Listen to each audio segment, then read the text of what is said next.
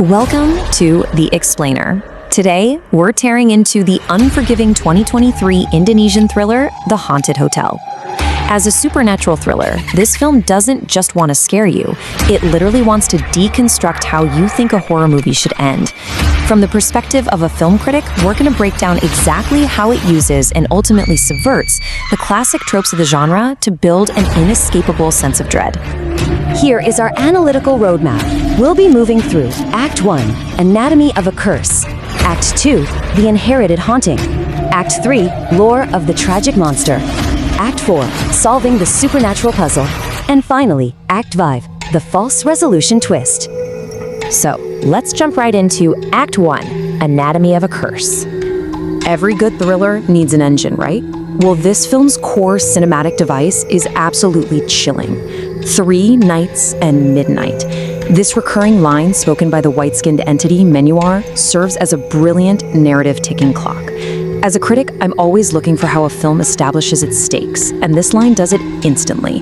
It's basically a verbal contract with the audience. The second a character hears those words, the countdown begins, and the narrative tension is cranked straight to maximum. The film masterfully paces its terror across this 3-day timeline. Day 1 gives us the initial warnings and atmospheric dread. Day 2 escalates into possession and these visceral countdowns, like the number 1 appearing etched on a foggy window. And by day 3, at midnight, you get inescapable death by skin peeling. Now, from a critical perspective, the skin peeling is highly symbolic. It operates as a grotesque visual metaphor for the ghost feeling stripped of her humanity and dignity during her life. It's not just gore for the sake of gore, it's pure thematic vengeance. Moving on to Act 2, The Inherited Haunting. The story leans heavily on the inherited haunting trope. This is a massive staple in supernatural cinema. It kicks off when our protagonist, Raina, and her younger sister take ownership of the Amber Hotel right after their father's sudden death. By thrusting the characters into a property dripping with their own family's hidden history, the film ensures that the horror is deeply, deeply personal. They aren't just fighting a random ghost, guys. They are fighting their father's buried past. This inherited setup is a perfect recipe for isolation. Her grandparents try to protect her by enforcing a strict ban on the 3rd floor, claiming it's just under renovation. Yeah, right. Every horror fan knows a locked door is a Chekhov's gun, just waiting to go off.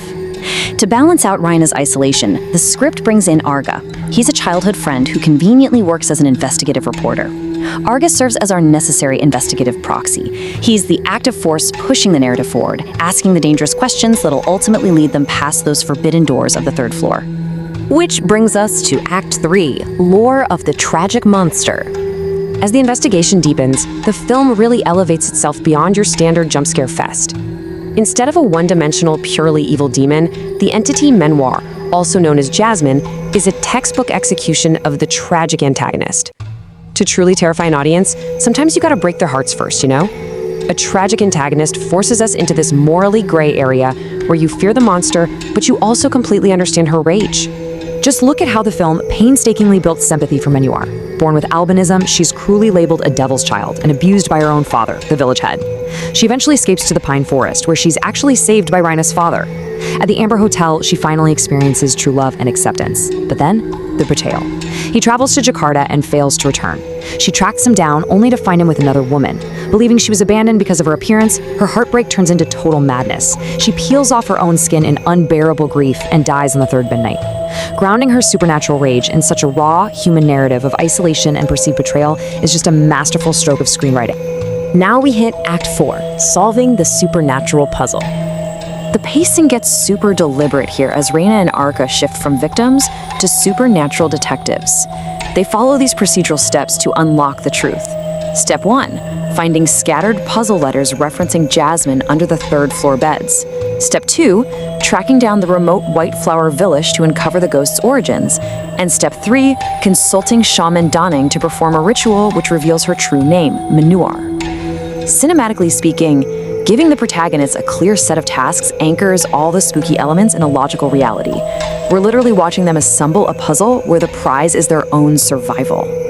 And this investigation brilliantly uncovers the film's core narrative tragedy. A hidden diary titled Love as White as Jasmine reveals a heartbreaking twist. Raina's father never actually cheated on Menuar. He had traveled to Jakarta to buy her a wildly expensive, jasmine-shaped engagement ring. But on his way back, a horrific car crash left him with profound amnesia. He was rescued by his future in-laws, married their daughter, and completely forgot his past. It wasn't malice, guys. It was an act of cruel fate. The amnesia trope can sometimes feel a bit cheap in cinema, but here, it weaponizes the tragedy and totally maximizes the audience's emotional distress. Finally, we arrive at Act 5, the false resolution twist. To save themselves from that ticking midnight deadline, Reina and Arga realize they must deliver the ultimate MacGuffin. They have to find that long-lost, jasmine-shaped engagement ring and place it on Manuar's actual skeleton, which is hidden somewhere down in the hotel's basement. This ring is everything. It represents the unfulfilled promise, the literal key to mending her broken heart.